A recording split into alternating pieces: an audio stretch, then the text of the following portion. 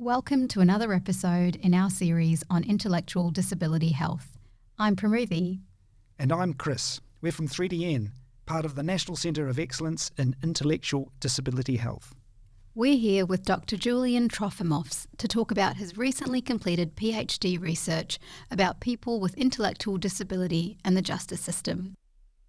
Before we go any further, I think we should offer our congratulations to Julian for receiving the UNSW Dean's Award for an outstanding PhD thesis. That's an incredible achievement. Congratulations, Julian. Thank you. It was a lot of work, and it's kind of nice that it was recognised. I wasn't expecting it. Can you give us a brief overview of what your research was about? I can try. Not really. I normally struggle. I found even my PhD title is a mouthful. It was looking at sort of intellectual disability, or people with intellectual disability, and their overrepresentation in prisons, and whether we were recognising these individuals as having an intellectual disability in prison, and whether this group were actually then getting connected to services leaving prison. And if they were getting connected, was it helping them stay out of prison? Could you give us an idea about how many people with intellectual disability are in our prisons? There's been a lot of research that sort of indicates that there's an overrepresentation, but there's a lot of debate around how big that number is. And that comes down to issues of identifying people with intellectual disability. So, for example, in the general population, it's about 1 to 2% of the population have an intellectual disability. In the prison system, studies have shown that it can be the same, 1 to 2%. It could be all the way up to 40% of the prison population have an intellectual disability. And that all comes down to how you sort of measure and identify whether someone has an intellectual disability in prison. And what we found was that in our study, it was about 4.3% of people on a given day in prison in New South Wales had an intellectual disability, which is considerably more than the 1 or 2% that's in the general population. So they're overrepresented in the prison population. So the rates of people with intellectual disability in prisons is about 2 to 4 times the general population, even if we're looking at it really conservatively. Yeah. I know your research didn't necessarily focus on this, but do you have an understanding for why the rates are so high? And there's lots of different theories behind it, but my thesis was really looking at the lack of support services. I mean, intellectual disability in itself doesn't mean that someone is more prone to crime or more likely to go to prison. It's situated in a context of socioeconomic issues.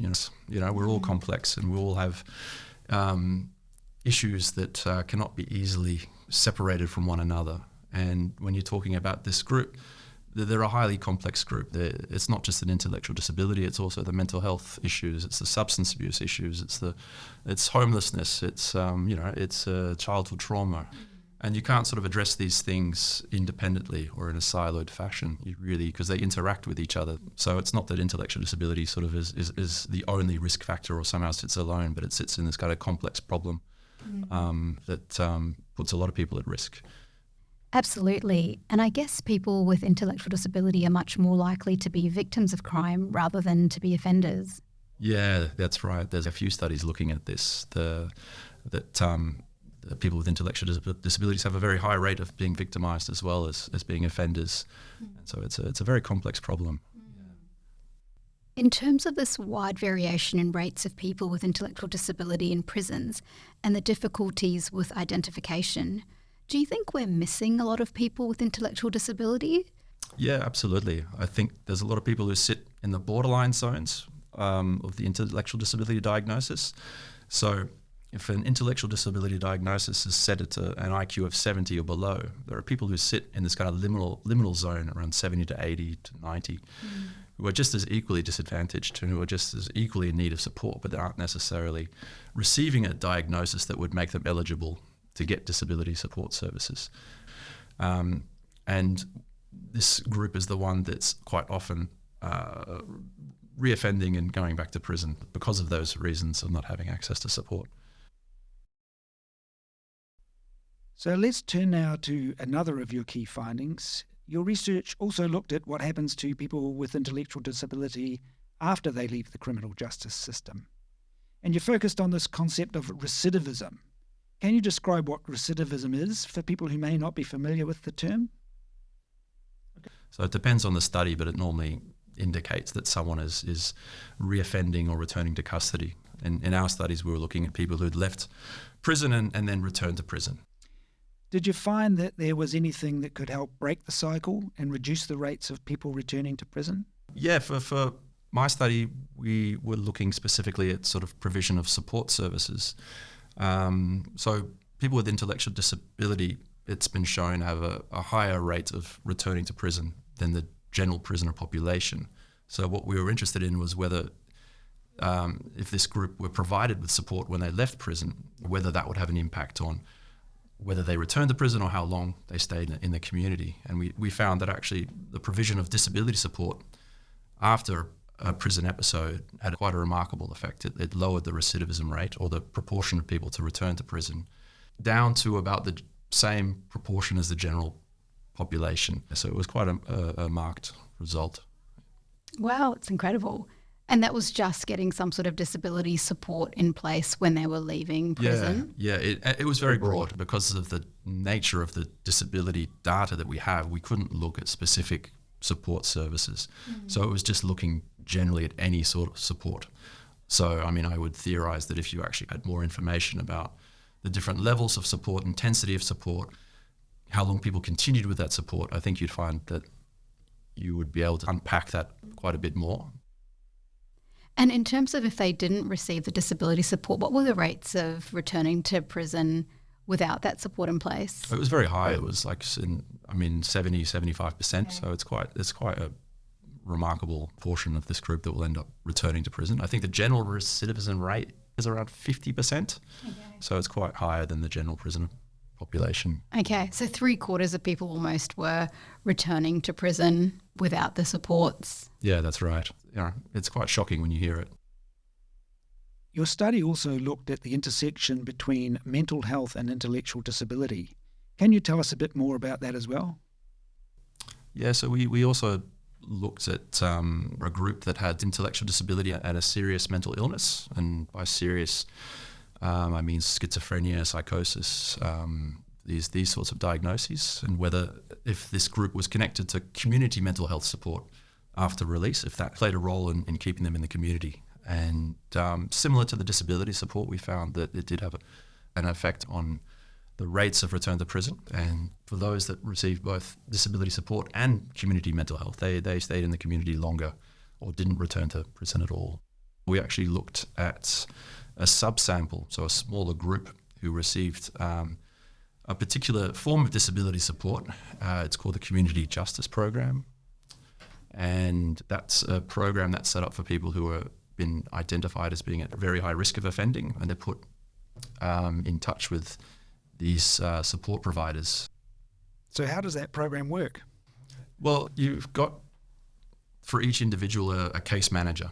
And so what that individual does is then connects them to support services. So not just disability support, but will help to connect them to mental health support or substance abuse programs. It'll help connect them to housing. It'll help connect them to Centrelink. So it's this one-on-one relationship that they have with the individual that you don't get if you're just dealing with one support organisation or one mental health organisation separately.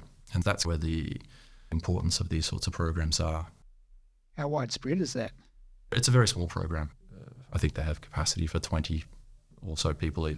So it's very limited. I mean, it's very intensive and probably quite a costly program to run.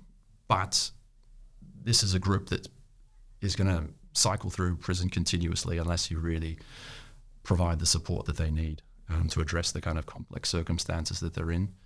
And we found that this program helped to reduce the recidivism for this group substantially enough to really warrant looking into whether this should be expanded. There have been a number of studies that have looked at the costings of these programs, and there's an argument to be made that the cost of support is considerably less than the cost of imprisonment.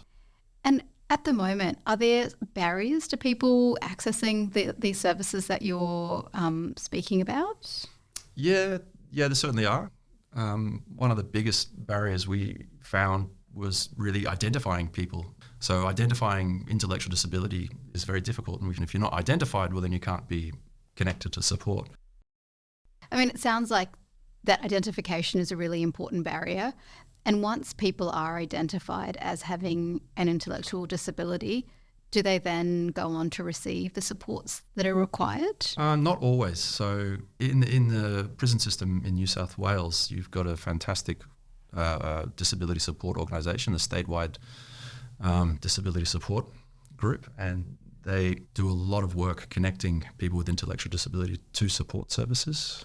But as is the case in a lot of scenarios, they probably don't have enough funding or resources, so it's not always, I think, as easy as it should be. It's also finding disability support providers. I mean, with the NDIS, it's a totally different landscape that seems to be constantly changing as well. And it seems like for people in the prison system, they're forgotten about, I think, a lot in this debate as well. I guess historically, the disability support services were provided by state services. And since the NDIS, it's been a more privatised system. Has that impacted the access to disability supports for people coming out of prison?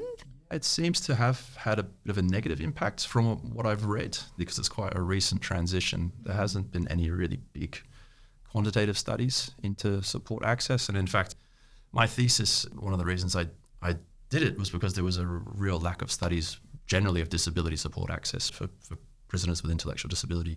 There is data out there, so the NDIS there is data on support services. So I think there are some projects underway about are people getting access and whether it's having a positive effect, but it needs to be investigated. So Julian, if there's one message you would like to get across about your research, what would it be? The message I'd like to get across, or I hope comes across, is that policy should be driven by good research. We have this amazing opportunity with the data that we have to make an argument for the provision of support services. And one of the reasons I got into this was the hope that through this we could actually get support services that actually address the problem. And one can only hope that this works as an evidence base for those that make these decisions, and that it has some effect on what policies we're putting in place. I think we all want to see things improved in our lifetime, and it's my hope that the work that's done, not just by me, but everyone, is incrementally pushing towards better outcomes for people. Julian, it's been great to hear about your research. Thank you for sharing your insights with us. Yeah, it's been great. Thank you. Thank you for letting me come and talk through it with you all. Dr Julian Trofimovs is a data analyst at 3DN. Julian undertook his doctorate at the University of New South Wales. He's passionate about the potential for big data to support high-quality and impactful research in healthcare. This interview was brought to you by 3DN, part of the National Centre of Excellence in Intellectual Disability Health. We are passionate about improving the health and well-being of people with intellectual and other cognitive disabilities. We want to make research more accessible for everyone. You can find out more about us by going to our website 3dn.unsw.edu.au. And if you enjoyed the show, why not share it with others? We hope to bring you more interviews and reports from our work. For future shows, look for us on your favourite podcast platform. Just search for Intellectual Disability Health. This interview was recorded on the unceded territory of the Bejagal people.